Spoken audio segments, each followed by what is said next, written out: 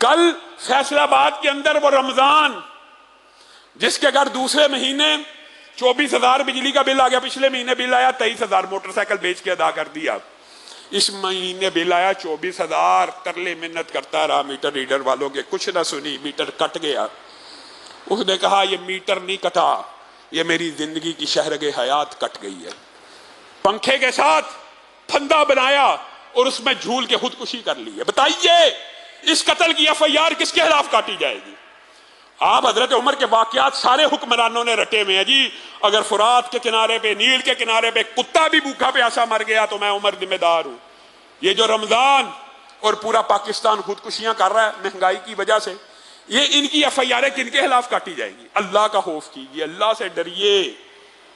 میں تو یہ کہتا ہوں جس وقت آپ شاہد ہیں اس بات کے، اسی ممبر کے اوپر سے جس وقت سارے اپوزیشن لیڈر جیلوں کی ہوا کھا رہے تھے، اس وقت بھی عمران خان کی اپوزیشن کرنے والے اگر کوئی موجود تھے، یا آپ شاہد ہیں اس ممبر سے ہمیشہ عمران خان کی اپوزیشن کی ہے۔ کن امور کی وجہ سے؟ اسلام کے خلاف جو باتیں تھی ان کی وجہ سے بھی، اور اگر 100 سے 150 اس نے پٹرول کر دیا تھا یا ڈالر 170-80 پہ پہنچ گیا تھا، سب سے زیادہ سزائے احتجاج ان 4 سالوں میں پورا پاکستان گواہ ہے، پوری نون لیگ کی MNA وزیر جیلوں میں تھے، ہم اپوزیشن کا کردار ادا کر رہے تھے بغیر ڈرے۔ لیکن اب میں سوچتا ہوں تو میں حیران رہ جاتا ہوں، اگر 100 سے 150 پٹرول ہوا تو ہم نے کیسی کیسی تقریریں اور احتجاج کیے، آج 150 سے 300 پہ چلا گیا ہے، آج 150 سے ڈالر 300 کراس کر گیا ہے۔ کیا نون لیگ یہ سمجھتی ہے کہ لوگ اس کو دعائیں دیں گے، ان کو ووٹ دیں گے؟ اللہ کی قسم عوام اتنی بیدار اور پریشان ہو چکی ہے، اتنا تنگ آ چکی ہے کہ آپ کی سوچ نہیں۔ ہم امداد کے لیے سیلابی علاقوں میں نکلے، ہمیں پتہ ہے لوگ ہاتھ اٹھا اٹھا کے بد دعائیں دے رہے ہیں کہ 300 کا پٹرول بارے میں نہیں ہے، یہ جو بجلی کے بل ہیں یہ ہمارے بارے میں نہیں ہے۔ آپ ملک کو کس افراتفری کا شکار کرنا چاہتے ہیں؟ عوام کی بس ہو گئی ہے، بس ہو چکی ہے، عوام سول نافرمانی کی طرف بڑھ رہی ہے، پورے ملک میں بجلی کے بلوں کو جلایا جا رہا ہے، ہمارے اوپر پریشر ڈال رہی ہے عوام۔ آپ بھی مسجدوں سے اعلان کریں کہ ہم بجلی کے بل ادا نہیں کریں گے۔ آپ حکمرانوں کو یہ بات سوچنی چاہیے، آپ نے یہ وطن اسلام کے نام پہ لیا۔ میں یہ سمجھتا ہوں اس معیشت کی تباہی کے اندر سب سے بڑی جو وجہ یہ آپ نے اللہ کے ساتھ وعدہ توڑا ہے۔ اللہ سے وعدہ یہ کیا تھا نا اسلام آئے گا، اللہ سے وعدہ توڑا اور آپ سمجھتے ہیں معیشت مستحکم ہو جائے گی۔ جنہوں نے نہیں وعدے کیے ان کی معیشتیں ایک الگ معاملہ، آپ نے تو اللہ سے وعدہ کیا تھا۔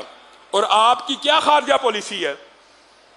آپ نے کیسے، اچھا عجیب بات یہ ہے کہ اسلامی معیشت کی جو الف با بھی جانتا ہے ان طالب علموں کو یہ قریب نہیں پھٹکنے دیتے، یہ سسٹم کو سیدھا ہی نہیں کرنا چاہتے، یہ چاہتے ہی نہیں ہیں، یہ چاہتے ہی نہیں ہے کہ سسٹم سیدھا ہو جائے۔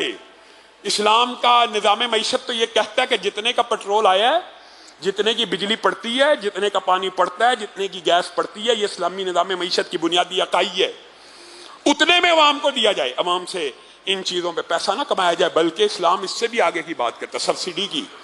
آپ ان چیزوں پہ سبسڈی نہیں دیتے تو اللہ کے لیے عوام سے ان 3-4 چیزوں پہ پیسہ مت کمائیں، عوام کو جتنے کا پڑتا ہے اتنے کی دے دیں، پھر عوام آپ کا کارکن بن کے، آپ کا مزدور بن کے، آپ کی ملوں کو، آپ کی فیکٹریوں کو، آپ کے کارخانوں کو، پورے ملک کے اندر کاروبار اور تجارت کو، اگر پڑھتے میں آج بھی آپ یہ فیصلہ کر لیں کہ ہم نے پڑھتے میں عوام کو دینا، تو اللہ کی قسم پورے ملک کی انڈسٹری چل جائے گی، پورے ملک کی تجارت چل جائے گی، زر مبادلہ کے ذخائر آ جائیں گے۔ آپ ان چیزوں پہ کماتے ہیں جو عوام کو سبسیڈائز کر کے دینی تھی۔ چائنا نے ہلکا سا معیشت کا یہ ماڈل اختیار کیا کہ سبسیڈائز کر دیا جائے، آج چائنا کے گھر گھر میں انڈسٹری لگی ہے۔ آپ کبھی چائنا جائیں، جو لوگ جاتے ہیں مجھے بتاتے ہیں کہ لاما صاحب آپ حیران رہ جائیں گے، بجلی اتنی سستی، گیس اتنی سستی، عوام مزید سہولتیں دیتی ہے۔ کس وجہ سے؟ یہ مال بیچیں گے تو زر مبادلہ کہاں آنا ہے؟ چائنا میں ہی آنا ہے۔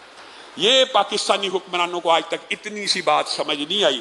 گھر گھر میں گڑیاں بنانے کی فیکٹریاں، گھر گھر میں کھلونے بنانے کی فیکٹریاں، جو لوگ چائنا جاتے ہیں کہتے ہیں چھوٹے چھوٹے گھروں میں بھی انڈسٹری لگی ہوئی ہے۔ کوئی بندہ، ہر بندہ حکومت کا شکر گزار ہے کہ پڑھتے میں بلکہ سبسڈائز، اور اگر حکومت اس ماڈل کو اختیار کرے اسلامی نظام معیشت کے، اور پھر بات یہ کرنا کچھ نہیں چاہتے.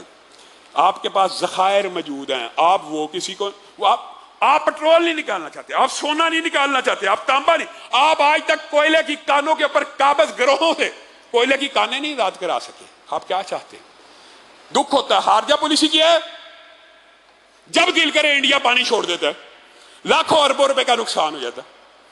یہ ہماری خارجہ, اتنا ہم ہے جرم ضعیفی کی سزا مرگ مفاجات اتنے کمزور ہو گئے